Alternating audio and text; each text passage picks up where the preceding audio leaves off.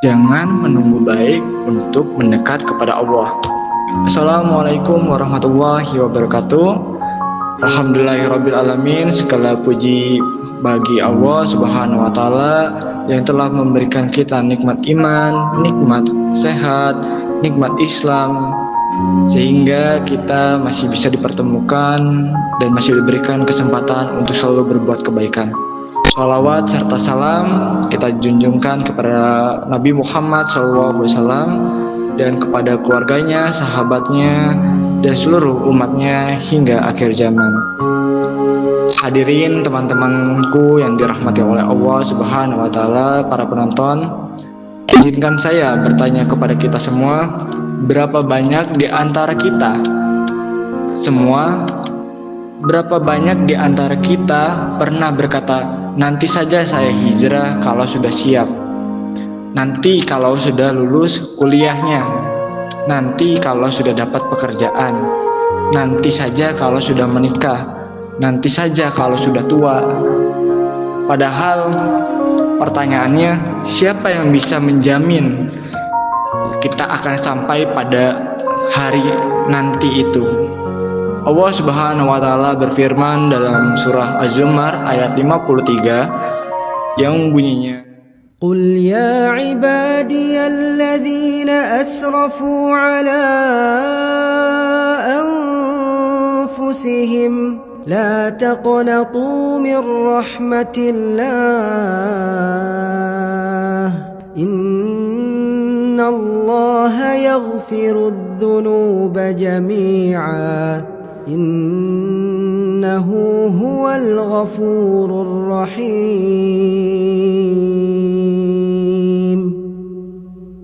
Artinya, katakanlah Muhammad, wahai hamba-hambaku yang melampaui batas terhadap dirinya sendiri, janganlah kamu berputus asa dari rahmat Allah. Sesungguhnya Allah mengampuni dosa-dosa semuanya. Sungguh dialah yang maha pengampun juga lagi maha penyayang. Masya Allah tabarakallah. Ayat ini menunjukkan kepada kita betapa luas kasih sayang Allah.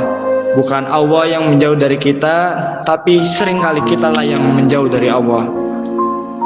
Sahabatku, teman-temanku, saudara-saudaraku, terkadang setan itu memiliki cara yang sangat halus untuk menyesatkan kita sebagai manusia. Ia tidak selalu menyuruh kita menjadi orang jahat.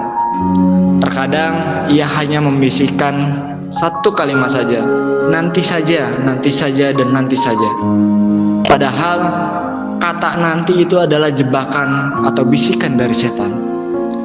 Hari ini kita menunda sholat, maka besok kita menunda untuk bertaubat, dan lusanya kita menunda untuk membaca Al-Quran. Akhirnya waktu terus berjalan tanpa perubahan. Allah Subhanahu wa Ta'ala juga berfirman dalam surah Al-Asr, Bismillahirrahmanirrahim. Wal 'asri innal insana lafi khusr إلا الذين آمنوا وعملوا الصالحات وتواصوا بالحق وتواصوا بالصبر. Artinya, demi masa, sungguh manusia benar-benar berada dalam kerugian, kecuali orang-orang yang beriman, mengerjakan kebajikan, saling menasihati dalam kebenaran, dan saling menasihati dalam kesabaran. Allah bersumpah dengan waktu. Mengapa? Karena waktu adalah nikmat yang tidak bisa diputar kembali. Uang yang hilang kita bisa cari, pekerjaan yang hilang kita bisa dapatkan lagi, tetapi satu detik yang berlalu tidak akan pernah kembali.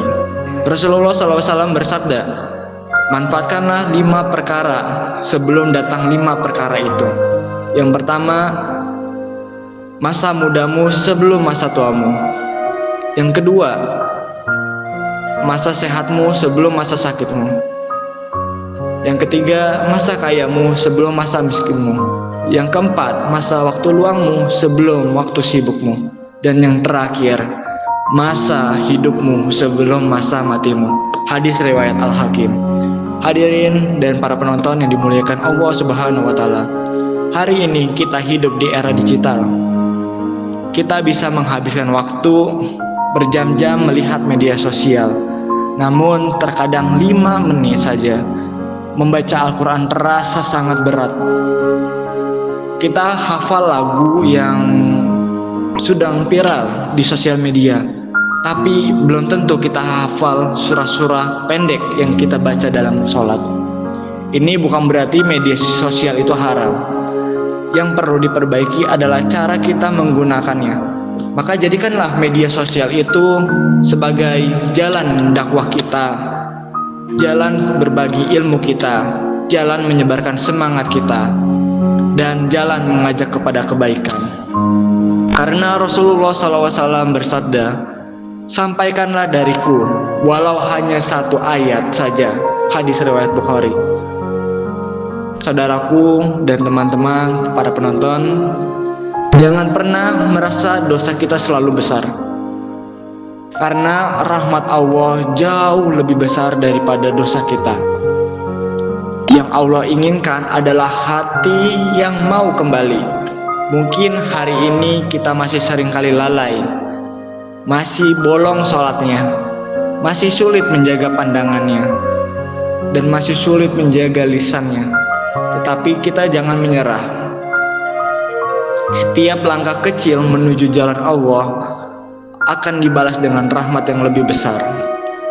Mari mulai hari ini kita mulai memperbaiki sholat, mulai membiasakan membaca Al-Quran, dan mulai meminta maaf kepada orang tua, meminta maaf kepada teman-teman kita, atau orang-orang yang pernah merasa tersakiti oleh diri kita. Mari kita mulai membaca istighfar, mulai meninggalkan maksiat sedikit demi sedikit.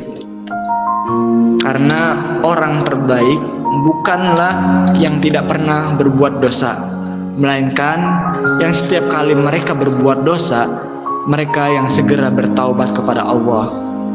Semoga Allah Subhanahu wa taala menjadikan kita termasuk hamba-hamba yang tidak menunda taubat, yang selalu menjaga sholat, mencintai Al-Quran, dan istiqomah dalam kebaikan hingga akhir hayatnya. Semoga Allah Subhanahu wa taala mengampuni dosa-dosa kita, dosa kedua orang tua kita, serta mengumpulkan kita bersama Rasulullah di surga Firdaus. Amin, amin ya rabbal alamin. Sekian penyampaian yang bisa saya sampaikan. Kurang lebihnya mohon maaf. Jika video ini bermanfaat, bagikan dan like kepada sahabat-sahabat semuanya. Kurang lebihnya mohon maaf. Hadza wallahu ya'ana wa yafajuna walhamdulillahirabbil alamin. Wassalamualaikum warahmatullahi wabarakatuh.